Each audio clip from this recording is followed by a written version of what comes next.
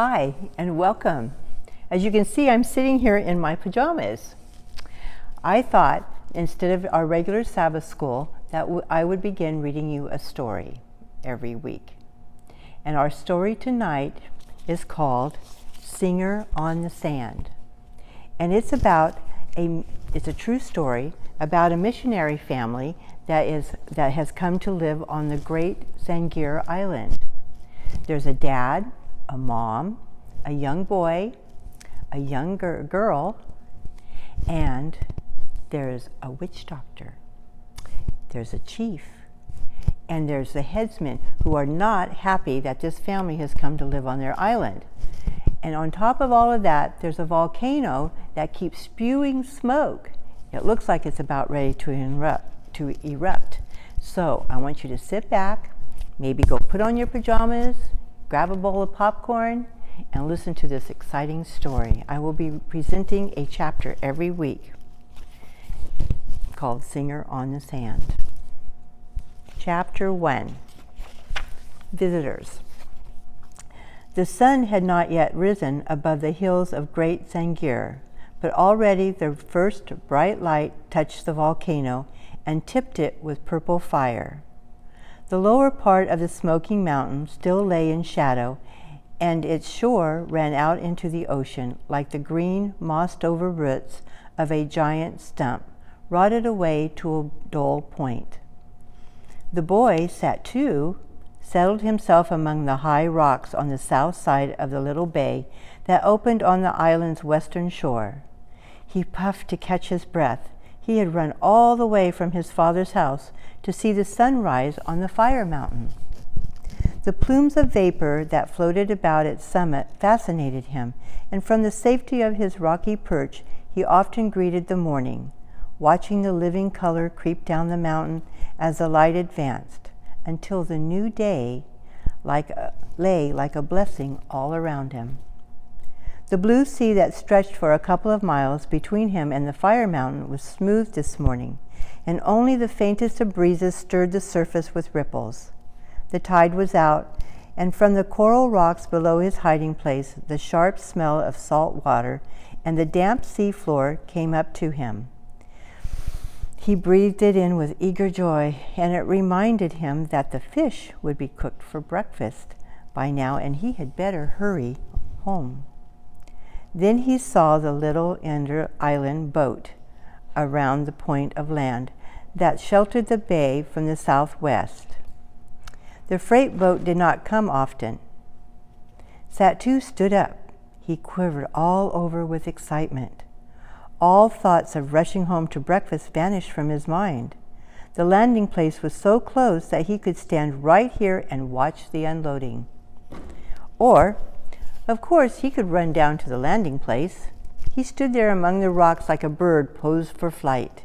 He had still not made up his mind. Closer and closer the little ship came. Satu saw the sailors ready the cable and lasso the huge wooden posts that stuck up out of the water at the jetty. The boy did not hesitate any longer. He scrambled down from his lookout perch and ran to the landing place. With a grinding noise of wood on wood, the boat slowly drew in to berth alongside the wooden wharf. During his 12 years of life, Satu had watched the freight boat dock and unload many times. But now he saw something on the deck of the ship that made his heart pound in his naked chest. He knew that this landing would not be like any other he had seen before. There were piles of curious-looking boxes stacked on the deck, and there were people dressed in strange clothing. Such a lot of clothing. He could see that they were not like any people he had ever seen before in all his life. There were 4 of them, a family, he guessed, a man, a woman, and 2 children. There was a boy about his own size, and a little girl only a few years old. "Who are they?" Satu pointed a brown finger at the newcomers. One of the sailors answered him, "They are teachers. They have come from a country called Europe." "Teachers? What are teachers?" Satu stared at the queer, long dresses the woman and the little girl wore. Teachers. Teachers, he said the word over and over. You'll find out soon what teachers are, the sailor laughed. They intend to live right here on this island of Great Sangir. They plan to teach you. This disturbed Satu for a moment. He had never heard of teachers and had no idea what they might intend to do to him. He couldn't imagine what kind of people they might be or what they might have in all those boxes and bundles, but he had no time to consider the matter any more at this time. The boxes were coming off the boat as the teacher told the men how to handle them and where to put them. Although this man was bigger than any person Satu had ever seen before, the boy didn't feel afraid of him. His eyes were a strange light color, but they were deep set, large and happy looking. Long red hair bushed out from his face. Satu supposed that the hair of his head must be the same color, but the man wore a thick sun helmet and no one could see his hair. The big man wore long pants that came down to his feet, and his feet looked black and hard, with no toes at all. He wore a light-colored jacket. Satu turned to look at the boy. He had eyes like his father and a shock of reddish-yellow hair. It was the brightest hair that Satu had ever seen, brighter even than the feathers of any island bird. Now, what could the meaning of such a head of hair? How could it have grown out of the boy's head? He must have used strong witch medicine to make it come out that color. The little girl's hair was light-colored too, but not so bright as the boy's. The children's mother wore a cloth of pale blue around her head, so Satu couldn't tell whether she had any hair. She wore a long dress that reached almost to her feet. Then he saw that her feet were not bare like the island women's. Both of them were cased up in some strange-looking things, black and shiny. He looked at the man's feet again and decided that his feet were not naturally black and hard. They were thrust into those cases too, but both the children were barefoot. As the teacher stacked his boxes in a neat pile on the beach behind the landing platform, Satu glanced up at the sky. He knew it would rain soon. During this season, it rained every day at this time. "Scurry around, you fellows," the captain of the boat spoke to his men. "Get all the teacher's stuff into that pile and cover it. Can't you see the rain is coming? Hurry, they will get wet." The big man seemed to understand what the captain had said. He waved the remark aside with his hand and stooped to open one of his packages. He shook out an enormous piece of thick cloth and threw it over the heap of baggage. Then he weighed each of the four corners with a stone.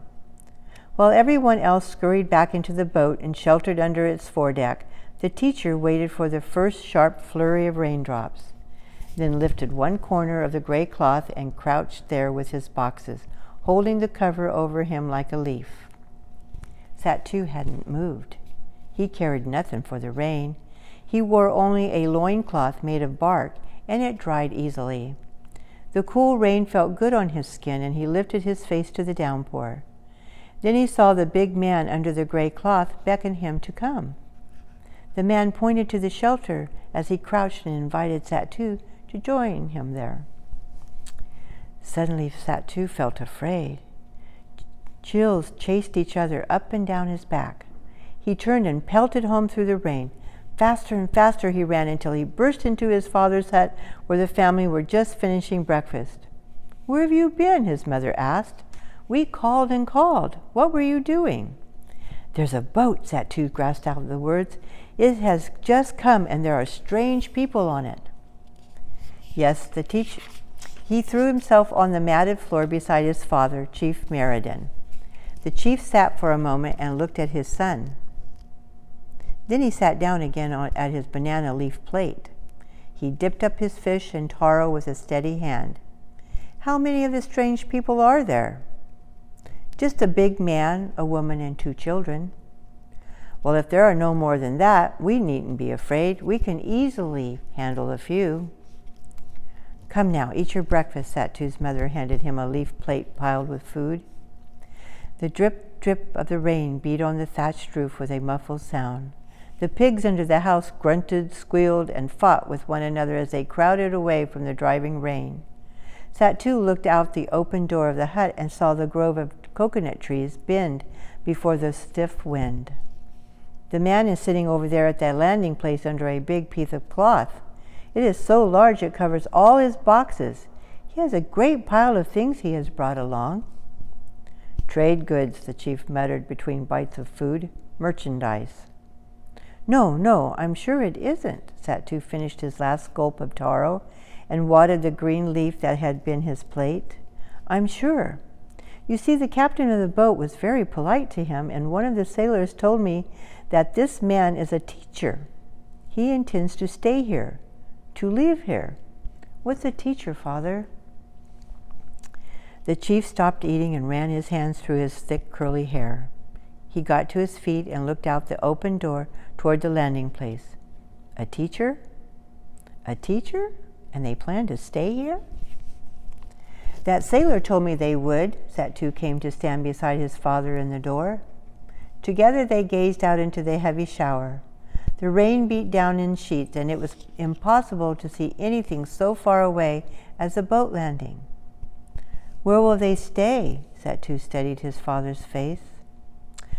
I think I'd better go and see about this. The chief dashed out into the rain, and Satu followed him. They had run half the way down the path before they could see the landing place. Then the shower stopped suddenly, and the sun shone down on the hot, wet sand. The clouds rolled away in the bright blue heaven. The daily rain was over. They could see that the captain of the freight boat had loosened his cables from the wooden post and was pulling out into the surf. By the time the chief and Satu puffed breathlessly up to the little group at the landing place, the ship was beyond the hail of a human voice. In spite of the rain, a number of the village people had already gathered. The teacher opened a package and distributed small sweet cakes and lumps of sugar to everyone. When the teacher saw Chief Meriden, he smiled down at him and offered him and Satu cakes and sugar. The man approached to be friendly, no doubt of that, and he had a full, rich voice that was not one thread of sound, but many threads woven together. Satu wondered whether the teacher knew that his father was the chief of this village. Could he know that the big figure of a fish tattooed on his chest and those magnificent earrings of carved teeth could be worn only by chiefs of the island? Yes, the teacher looked at the chief and motioned toward his boxes and packages.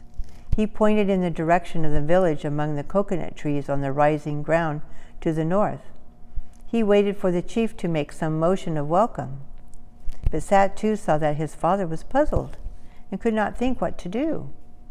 If the boat was still here, he could ask the captain to take the strange people away, and that would settle everything.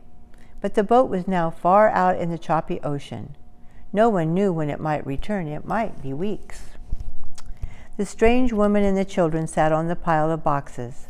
They laughed and smiled and acted as friendly as the big man. Again Satu looked at the boy's hair and marveled at his brightness. Hans, Hans, the teacher spoke to his son. Hans, he said again as he took the boy's hand and pulled him off the box. He led him to Satu. The red-haired boy took Satu's hand in his and held it firmly. Again the teacher said, Hans. Satu looked into the boy's blue eyes. He knew now that this boy's name was Hans. The boy smiled and Satu smiled back. The boy ran and brought his little sister and made Satu and his father understand that her name was Marta. The little girl took hold of Satu's hand. Her two long yellow braids jumped up and down as she danced about the two boys, laughing and chattering in a language the people of Sangir had never heard before. Again the teacher pointed to his baggage and then to the path that led to the village. Satu knew what he meant. He wanted them to all help carry the things up to the village, and he wanted someone to show him a place where they might stay. Satu saw his father's face darken in a frown. He knew his father feared these smiling people, yet he must decide something about them. We will put them in Tama's hut, the chief finally spoke to old Gola. one of the village men who stood near him. "The hut leaks, but it can be fixed with a few handfuls of grass. Tama is over on the other side of the island, and he isn't likely to come back for a few days." Satu caught his breath. Tama was the village witch doctor. Perhaps the magic of the new teacher and Tama's familiar spirits might not agree. It was a daring thing for Chief Meriden to put these people in Tama's house. Certainly Tama would not be pleased. Satu was sure the witch doctor would not welcome these people to the island, although he didn't know it yet what a teacher might be. But of course Father had a right to do anything he wanted. After all, he was the village chief. The men and women shouldered the big and little packages and boxes, and the procession trotted up along the beach path toward the village. Satu carried a bundle on his head, and Hans carried one too. The boys ran along together, and they both laughed because Satu carried his bundle on his head as easily as he carried his hair, but Hans kept dropping his. Satu thought that bright hair might have something to do with it, but he could only laugh about it. Conversation was limited. Satu was surprised to see that the white woman and the little girl Marta didn't carry anything. He thought this a strange thing because the women of Sangir always worked more than the men. They carried the heaviest loads and did the hardest work. By the time they stood in front of Tama's hut, the sun had risen to the mid-heaven. Satu put down his package and looked back toward the bay and the great fire mountain, where it stood up out of the sea like the stump of a mighty tree that might have reached to the heaven of stars had it not been cut down a long time ago. That ends chapter 1. And next week we will have chapter 2. So please come and join me every week for this exciting story of Singer on the Sand. Thank you and good night.